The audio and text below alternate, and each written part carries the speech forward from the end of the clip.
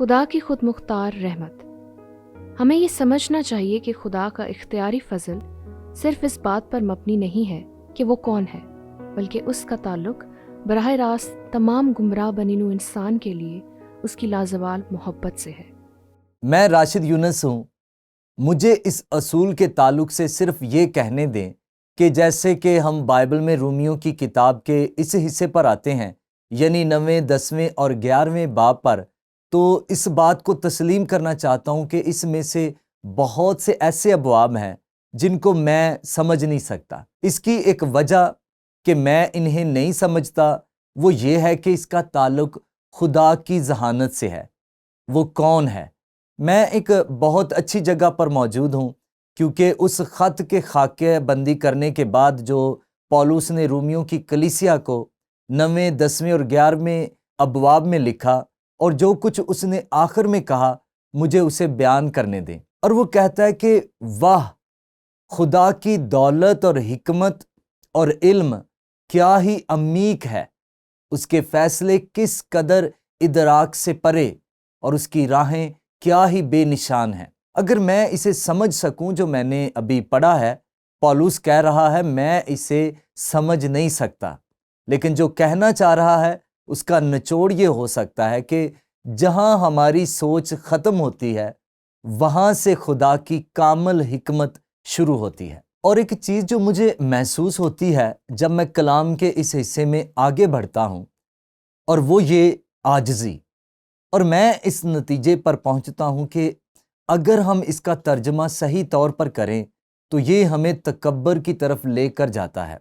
کیونکہ اگر ہم یہ سمجھیں کہ ہمارے پاس ہر چیز کی تفصیل ہے اور ہر بات کا جواب ہے، تو پولس رسول رومیوں کی کتاب کے 9، 10 اور 11 باب میں بتاتا ہے، لیکن ہم یہاں صرف بتا رہے ہیں جو ہم نے خدا کے ذریعے سمجھا۔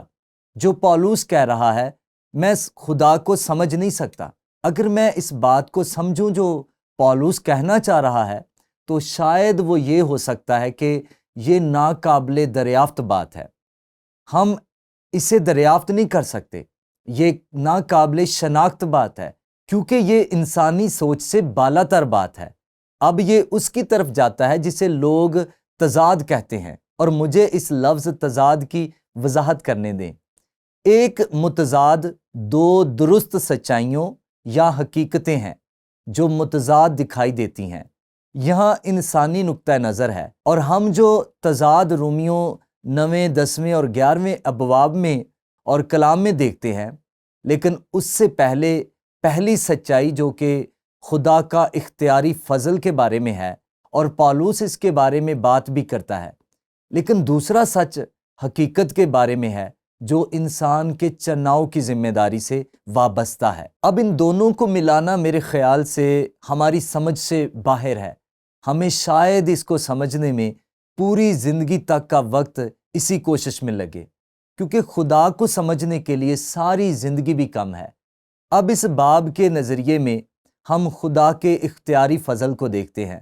اور وہ کچھ پولس رسول یہاں سمجھانا چاہتا ہے، میں اسے آپ کے ساتھ بیان کرنے کی کوشش کروں گا کہ خدا کا کلام باطل ہو گیا، اس لیے جو کہ اسرائیل کی اولاد ہیں وہ سب اسرائیلی نہیں۔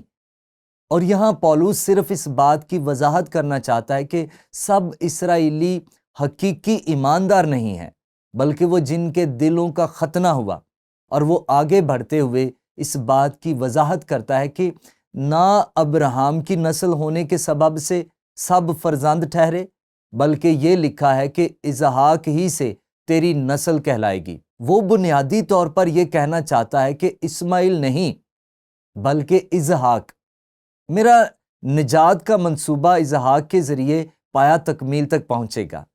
یعنی جسمانی فرزند خدا کے فرزند نہیں بلکہ وعدے کے فرزند نسل گنے جاتے ہیں، یہ ہیں اسرائیل اور یعقوب حقیقی فرزند۔ یاد رکھیں خدا نے ابراہیم سے وعدہ کیا تھا کہ اگر تو ستاروں کو گن سکتا ہے تو گن،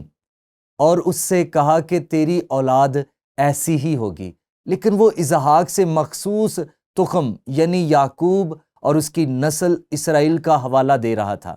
اور وعدے کا پیغام یہ تھا کہ تب اس نے کہا میں پھر موسم بہار میں تیرے پاس آؤں گا اور دیکھ تیری بیوی سارا کے بیٹا ہوگا۔ واپس ابراہم کی کہانی کو دیکھتے ہیں کہ یقیناً جب سارا بڑھاپے میں ہی تھی، صرف یہی نہیں بلکہ ربکا بھی ایک شخص یعنی ہمارے باپ اسحاق سے حاملہ تھی۔ یقیناً اسحاق ابراہم کا فرزند نجات کے منصوبے کی تکمیل کے لیے چنا گیا تھا،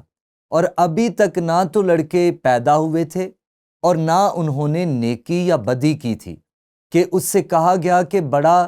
چھوٹے کی خدمت کرے گا، تاکہ خدا کا ارادہ جو برگزیدگی پر موقوف ہے اعمال پر مبنی نہ ٹھہرے بلکہ بلانے والے پر۔ یہ وہ تھا جو اسے بتایا گیا، بزرگ جوانوں کی خدمت کریں گے۔ چنانچہ لکھا ہے کہ میں نے یعقوب سے تو محبت کی مگر عیساؤ سے نفرت۔ اور اگر آپ کلام مقدس کے اس سیاق و سباق کو نہیں سمجھتے تو آپ نے نہیں سمجھتے کہ خدا یہاں کیا کہہ رہا ہے۔ لیکن خدا یہاں کہنا چاہ رہا ہے وہ یہ ہے کہ میرے نجات کے منصوبے میں نے یعقوب کو چنا ہے، عیساؤ کو نہیں، کہ وہ میرا منصوبہ ظاہر کرے۔ خدا کی محبت کے خلاصے میں اگر خدا نے عیساؤ سے نفرت کی ہوتی تو یہ اس بات سے متصادم ہوگا جو ہم یوحنا 3 باب کی 16ویں آیت میں پڑھتے ہیں، کیونکہ خدا نے دنیا سے ایسی محبت رکھی کہ اس نے اپنا اکلوتا بیٹا بخش دیا تاکہ جو کوئی اس پر ایمان لائے ہلاک نہ ہو بلکہ ہمیشہ کی زندگی پائے۔ تو سب سے پہلی بات جو ہمیں سمجھنے کی ضرورت ہے وہ یہ ہے کہ خدا نے اتنی برائی اور بت پرستی کے درمیان اپنا نجات کا منصوبہ ظاہر کرنے کا فیصلہ کیوں کیا، اور خدا نے ابراہم کو اس بت پرستی سے چنا اور ابراہم اور یعقوب کے ذریعے سے اپنا مقصد ظاہر کرنا شروع کیا، اور بالآخر یہودا کے ذریعے یسوع مسیح کی پیدائش ہوئی تاکہ ہم اپنا ایمان اس نجات دہندہ یعنی یسوع مسیح پر رکھ سکیں۔ ابراہم اس سچ پر ایمان لانے سے بچ گیا جبکہ وہ ابھی اسے سمجھا نہیں تھا۔ ہم یسوع مسیح کو سمجھنے کے لیے 2000 سال قبل غور کرتے ہیں تاکہ اس سچائی کو جان سکیں۔ آئیں اس کی ایک بڑی تصویر دیکھتے ہیں، انسان کی گمراہی۔ رومیو 3 باب کی 10 آیت پر واپس جاتے ہیں۔ چنانچہ لکھا ہے کہ کوئی راست باز نہیں، ایک بھی نہیں، کوئی سمجھدار نہیں، کوئی خدا کا طالب نہیں، سب گمراہ ہیں، سب کے سب نکمے بن گئے، اس لیے کہ سب نے گناہ کیا اور خدا کے جلال سے محروم ہے۔ وہ اس بات کا حوالہ دے رہا ہے اور میں بھی اس بات پر ایمان رکھتا ہوں۔ اس وقت بت پرستی عروج پر تھی جب خدا نے ابراہم کو چنا، لیکن وہ اس بات کا بھی حوالہ دے رہا ہے کہ کیا ہوتا ہے اگر ہم سچ سے واقف نہ ہوتے، اگر ہم سچ کو نہ سمجھے تو ہم غلط سمت میں چلے جائیں گے۔ آئیں ایک بار پھر ابراہم کے بلاوے پر غور کریں۔ پس ہم کیا کہیں کہ ہمارے جسمانی باپ ابراہم کو کیا حاصل ہوا؟ کیونکہ اگر ابراہم اعمال سے راست باز ٹھہرایا جاتا تو اس کو فخر کی جگہ ہوتی، لیکن خدا کے نزدیک نہیں۔ کتاب مقدس کیا کہتی ہے؟ یہ کہ ابراہم خدا پر ایمان لایا اور یہ اس کے لیے راست بازی گنا گیا۔ اور بالکل پولس آگے بڑھتے ہوئے رومیو 5 باب کی 1 آیت میں کہتا ہے، پس جب ہم ایمان سے راست باز ٹھہرے تو خدا کے ساتھ اپنے خداوند یسوع مسیح کے وسیلے سے صلح رکھیں۔ یسوع مسیح کی آمد اور اس کی سمجھ، تو یہ ہمارے پاس خدا کی نجات کے منصوبے کی بڑی تصویر ہے۔ ابراہم کو بت پرستی سے چنا، اسحاق کو چنا اور اسماعیل کو نہ چنا، یعقوب کو چنا اور عیساؤ کو نہ چنا، اسرائیل کے 12 بیٹوں کو چنا تاکہ یہودا کی نسل سے مسیحا کو جنم دے۔ لیکن یہاں پر ایک بہت خاص بات ہے، اور یہ ہے کہ ان دوسرے آدمیوں کو رد کرنے سے اس کا یہ مطلب نہیں کہ وہ اور ان کی نسل بچائی نہیں جا سکتی۔ خدا نجات کے منصوبے کو ظاہر کرتا ہے، اور اگر آج کے دور میں آپ اسرائیل جائیں تو آپ وہاں بہت سے فلسطینی مسیحی دیکھیں گے، اور وہ اسحاق اور یعقوب کی نسل سے نہیں ہیں۔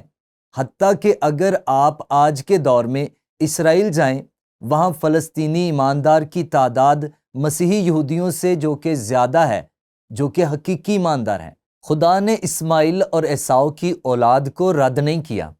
لیکن اس نے نجات دہندے کو ظاہر کرنے کے لیے ایک راستہ منتخب کیا تاکہ ہر کوئی یسوع مسیح کی خوشخبری کو سن سکے۔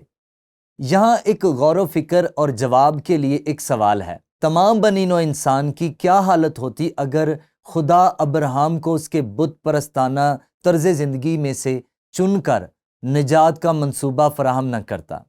شاید مجھے لگتا ہے کہ پولس اس سوال کا جواب خود رومیوں کے نام خط میں دیتا ہے، 9 باب کی 29ویں آیت۔ چنانچہ یسایہ نے پہلے بھی کہا ہے کہ اگر رب الافواج ہماری کچھ نسل باقی نہ رکھتا تو ہم سدوم کی مانند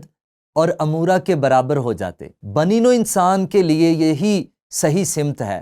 اور پولس کا مطلب یہی تھا جب وہ کہتا ہے اس لیے کہ سب نے گناہ کیا اور خدا کے جلال سے محروم ہیں۔ اور میں اس بات کے ساتھ آپ سے اجازت چاہوں گا، جسے میں روحانی اور انسانی نقطہ نظر کہتا ہوں،